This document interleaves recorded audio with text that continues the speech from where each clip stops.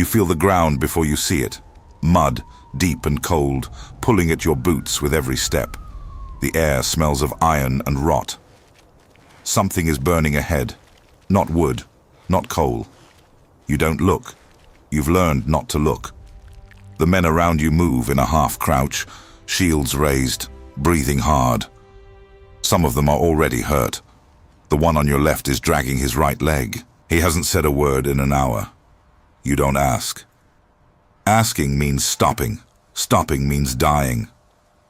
The battlefield is not what songs describe. It is not a field of honor. It is a stretch of broken earth covered in men who are losing pieces of themselves. The sound is wrong, not glorious, not rhythmic. It is screaming and mud and the dull crack of iron against bone. You have been here since sunrise. The sun is already low. Your arms burn from carrying weight. Your throat is dry. There is no water that isn't brown. Then you feel it. Not pain at first. A sudden absence. Your left hand stops responding to what you tell it to do. You look down. The arm is still there. But the lower half is wrong. Wrong angle, wrong color, wrong. You don't scream. You don't have the breath to scream. You sit down in the mud. Someone grabs you by the collar. They are dragging you backward, away from the line, towards something that smells of smoke, and something sweeter and much worse. You already know what comes next. You've seen it happen to others, and knowing doesn't make it smaller. Medieval warfare didn't kill most of its men on the field. It killed them after. The sword opened the door. What came through that door had no name yet, no theory, no cure. The amputation was not medicine. It was the only answer available when medicine didn't exist, and surviving it was less likely than not. To understand what happened on a medieval battlefield, you need to understand the world that built those armies. Medieval Europe between the 10th and 15th centuries was organized around obligation. You belonged to someone before you belonged to yourself. A serf belonged to the land and the lord who owned it. A foot soldier belonged to the levy, called when the lord decided war was necessary. You did not choose to go. The choice was made above you, in a structure so complete that resistance was not a concept most men could articulate. You were part of a machine built to project force, and the machine had no interest in what it cost you to function inside it. Military hierarchy mirrored civil hierarchy with brutal precision. At the top, mounted knights carried plate and chain, rode war horses worth more than most villages, and had access to whatever medical attention existed, which was little enough. Below them, men-at-arms with partial armor. Below them, levied infantry with whatever their lord could spare, padded jackets, leather caps, hand-me-down blades. You wore what you were given, you fought where you were placed, you died in the order that your rank predicted. Chroniclers of the period write about battle losses with detachment that reads as clinical, but was probably exhaustion. Thousands of men listed as dead, rarely named, counted like grain. The medical apparatus of this world was not an institution. It was a collection of individuals operating at the margin of the army. Barber surgeons who also cut hair and pulled teeth, monks with knowledge of plants and prayer, and older soldiers who had seen enough wounds to know what could be salvaged. There were no hospitals in the modern sense. There were tents. There were carts. There was whatever wine and vinegar the supply line had managed to move forward. You were brought to whoever was closest and still breathing, and what happened next depended entirely on what that person knew, what materials were at hand, and how much time there was before the field moved again. Now that you understand who you are and where you stand in this structure, the next question is inevitable. What does this system do when your body breaks? The work of fighting begins before the battle. Soldiers in medieval armies marched long distances, carrying weight that would incapacitate a modern person within hours. Full campaign kit, weapons, armor, food, bedding, could exceed 30 kilograms. The infantry marched on roads that were frequently unpaved, churned by thousands of boots into rivers of mud in wet seasons, cracked and ankle-breaking in dry ones. Feet were the first thing to fail. Blisters infected. Infected blisters became open wounds. Open wounds in boots made of wet leather became ulcers. Men arrived at the battle already compromised. Skeletal remains from medieval military contexts show healed fractures across the hands, wrists, and shoulders. Injuries from training, from transport, from the sheer cumulative weight of equipment carried day after day. The body was a tool, and like any tool pushed past its tolerance, it bent before it broke. You ate when there was food to eat, which was not always. Campaign rations were calculated to sustain minimal function, not to support physical performance. Hunger made the muscles slower. Slower muscles made wounds more likely. More wounds made the whole system more fragile. By the time a medieval infantry soldier reached the battlefield, he was often already operating in a state of physical depletion that modern medicine would classify as impairment. The romanticized image of warriors at peak readiness is a product of chronicles written about knights, men who traveled on horseback and ate from supply wagons. The men below them arrived tired, hungry, and already hurting. For them, the battle was the end of an ordeal that had been building for days. But even if your body was whole when you stepped onto the field itself had other plans. When iron meets flesh in the context of medieval warfare, the wound that results is rarely clean. Swords cut, arrows pierce, maces and warhammers crush bone without breaking skin. The range of injuries that came off a medieval battlefield covered every form of structural damage the human body could sustain. Penetrating wounds to the abdomen were almost always fatal. Not immediately, but within days, through peritonitis, through internal bleeding that the body could not stop. Wounds to the chest that collapsed a lung killed more slowly, in hours. Head wounds killed in minutes or in years, depending on where the blow landed. But the wounds that filled the amputation tents were the limb wounds, sword cuts that severed tendons and cracked bone, arrow shafts embedded in forearms and thighs, crushing blows that shattered the femur into fragments. These were survivable wounds, in the sense that the man was still alive when he arrived at the surgeon. They became unsurvivable through infection. Medieval battlefields were environments of extraordinary bacterial density. Human and animal waste contaminated the soil. The clothing worn by soldiers was rarely washed. Wounds received on that ground, even shallow ones, introduced bacteria directly into tissue. Without antibiotics, without even a theory of infection, there was no mechanism to stop what began the moment iron opened the skin. The window between wounding and death by sepsis was measured in days, sometimes less. The amputation existed to close that window by removing the compromised tissue before the infection reached the bloodstream.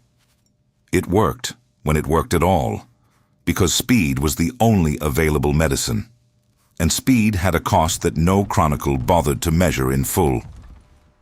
There is something in the medieval surgical record that most people do not expect when they picture a battlefield amputation. They picture the saw. They picture the screaming. What they do not picture is the decision-making process that preceded the cut. Because that process reveals something about this world that is more disturbing than the operation itself. Medieval military surgeons operated under a triage logic that was not recorded as such, but functioned as one. There was a finite amount of time, finite materials, and finite hands. Not every wounded man could be treated. The choice of who got the saw was not made on the basis of who could be saved. It was made on the basis of who was worth saving. A knight got the surgeon first. A man-at-arms waited. A levied peasant, a foot soldier with no name in any record, waited longer. Medieval military chronicles register this ordering without commentary. It was not controversial. It was the natural expression of a society that ranked human lives according to birth. The men at the bottom of that ranking often received treatment when treatment was too late to matter. The infection had already moved, The limb was already black at the edges. The operation in those cases was not a rescue. It was a ritual. Something done so that it could be said, something was done. Surgeons of the period write about this without apparent distress. The body of a low-status soldier was a resource that had been used. Its loss was operational, not personal. You do not legislate against myths. Medieval military medicine developed procedures, instruments, and protocols specifically for amputation, because the need was constant enough to require them. A society that builds a system for cutting off limbs in the field is a society where cutting off limbs in the field happens often enough to justify the system. That fact alone says more about medieval warfare than any chronicle of heroism ever written. The procedure itself was not the worst of it. The worst came before the blade moved. There was no anesthesia in the modern sense. What existed was crude, inconsistent, and often unavailable at the front. Alcohol, wine, or spirits was used to dull sensation, but the quantities required to genuinely blunt consciousness were impractical in a field context, and alcohol thins the blood, which worsened bleeding. Opium-derived preparations existed in European medical knowledge, but they were expensive and moved through supply chains that prioritized food and weapons. What most men on the operating table received was not enough to matter. They were awake. They were held down by other men, sometimes two, sometimes four, depending on the patient's strength. Their job was to be still. The surgeon's job was to be fast. Medieval surgical manuals from the 13th and 14th centuries describe the recommended technique in terms that are technical and calm. A circular cut through skin and muscle, a retraction of the flesh upward to expose the bone, a saw applied to the bone at speed. The recommended saw was short-toothed, designed for bone density, and had to be kept clean. Not for sterile reasons, but because blood made the grip slippery. The cut was supposed to take under a minute for a forearm, longer for a thigh. The femur is the largest bone in the human body. The surgeons knew this. Their manuals account for the extra time and the extra blood. After the cut, the stump had to be sealed. Two methods were standard. The first was cauterization with a heated iron, an iron rod brought to red heat and pressed against the open vessels in the stump. The second was boiling oil poured directly onto the wound to burn the tissue closed. Both methods were, by any measure, a second assault on a body already at the edge of what it could endure. Surgeons of the period understood that the cauterization itself could kill through shock. They administered it anyway, because the alternative was bleeding to death in the next 10 minutes, and that was the simpler end. Surviving the surgery was the beginning of a second ordeal, not the end of the first one. Post-operative care in a medieval military context was determined by what was available and who was responsible for providing it. There was no standard protocol for wound management after amputation. The stump was bandaged, typically with linen soaked in wine or vinegar, substances with partial antimicrobial properties that no one at the time understood in those terms. It was known that wine-soaked bandages produced better outcomes than dry ones. The mechanism was unknown. The practice was followed because it worked often enough to be remembered. The man who survived the surgery was then placed on a cart or a stretcher and moved, back through supply lines toward whatever passed for a rear area medical facility, which in most cases meant a monastery or a fortified building commandeered for the purpose. Travel over medieval roads in a cart with a fresh amputation, with no pain management, is a form of suffering that left no articulate record because the men who endured it rarely wrote. What survives are the accounts of monks and friars who received them at the other end. Men delirious with fever. Men whose stumps had reopened. Men who had stopped speaking entirely and lay with their eyes open, looking at nothing. The survival rate for battlefield amputations in the medieval period is estimated, estimates are all that remain, at somewhere between 30 and 50% for lower limb amputations, lower for above-knee procedures, and variable for upper limb depending on the site. These numbers seem like evidence of a functioning medical system only if you forget that the baseline for surviving a severe limb wound without any intervention was close to zero. The amputation didn't save most people. It saved more people than nothing, which in this world counted as success. And when the cascade of failures began, when fever came, when the wound opened, when the body ran out of reserves it never had to begin with, there was nothing left to do but wait.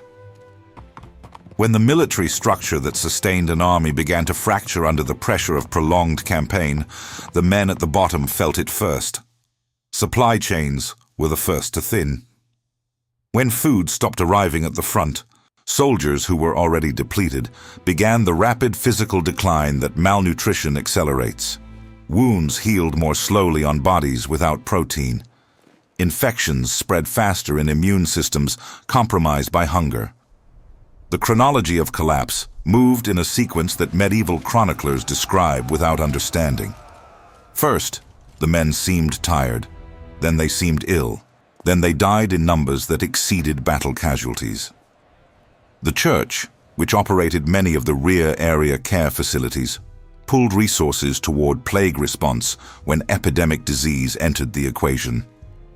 And it frequently did, because medieval armies were ideal vectors for disease transmission. Thousands of men living in close proximity, with contaminated water, in disrupted hygiene conditions, moving through populations that had no immunity to whatever the army carried. The military medical function didn't collapse dramatically. It thinned. Fewer hands, fewer materials, less time. The men with rank received care in a degraded system. The men without rank received nothing in a system that had stopped pretending otherwise. The lords who survived campaigns returned to their estates. The knights who lost limbs became administrative figures, scribes, advisors. Their rank protected their place in the social structure even after their bodies could no longer perform military function. The infantry who lost limbs returned to nothing. There was no pension, no provision, no recognition of their sacrifice in material terms. They returned to villages that needed workers and found themselves unable to work. Medieval poor law, where it existed at all, was insufficient and inconsistent. The disabled veteran of medieval warfare was a figure of pity in religious narrative and a burden in economic reality. The distance between those two registers was where most of them lived out whatever years they had left, and yet the armies were always filled. Generation after generation, men showed up to campaigns they had not chosen, carried weapons they had not paid for, and absorbed casualties that no system was designed to prevent or address. This is the part that demands attention because it looks from the outside like passive acceptance of an unacceptable condition. It was not passive. It was the product of a survival logic that operated at a level below the political. For men in medieval society, with no land, no capital, and no alternative pathway, military service offered wages, irregular and unreliable, but real. It offered food, however inadequate. It offered a temporary escape from debt, from feudal obligation, from the grinding monotony of subsistence agriculture. For some, it offered the possibility, remote but not impossible, of recognition, of plunder, of the kind of material gain that the fixed social structure of the village made structurally unavailable. The men who returned without limbs were not broken by betrayal. They had entered the system with a clear understanding, not articulated, but lived, that the body was the only capital available to them, and military service was one of the few markets that would purchase it. They spent it. Sometimes the transaction went one way, sometimes it went the other. Medieval soldiers developed rituals, superstitions, systems of mutual aid among themselves that no institutional structure provided. They learned which surgeons moved fast. They learned which wounds to hide and which to reveal. They shared information about wound care in the language of experience rather than theory. And some of that empirical knowledge, passed mouth to mouth across generations, was more effective than the formal medicine available to their social superiors.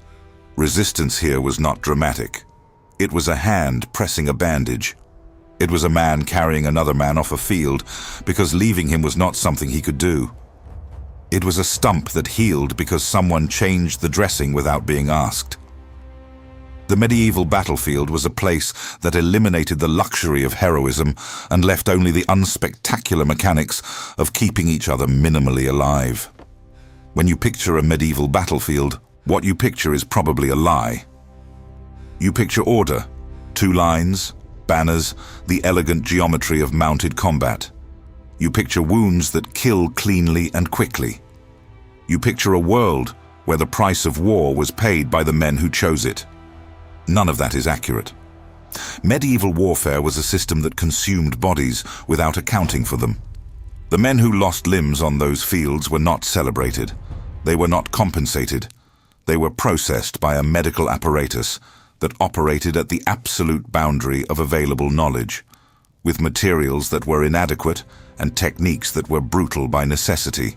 The saw that removed a forearm in under a minute was not a symbol of barbarism. It was the highest available expression of medical pragmatism in a world where germ theory was 400 years away and anesthesia was 200 years beyond that. What is disturbing is not the crudeness of the procedure. What is disturbing is the structure that produced it, a civilization that organized itself around martial obligation, that built hierarchies of violence and maintained them through generations, and that provided no meaningful support for the men who absorbed the physical cost of that system. The amputation was the honest part. It said, directly and without metaphor, exactly what the medieval military system said about the bodies of common soldiers. They are expendable, but we will try to get a little more use out of them first. That is not ancient history. It is the oldest story in the record of organized violence. Think about what you would do in that situation. Not the battle, the tent afterward, the table, the sound of someone else going through it before you. Would you hold still? If this kind of deep historical reconstruction is what you're here for, subscribe to this channel. The next place we're going is darker, longer, and even less forgiving.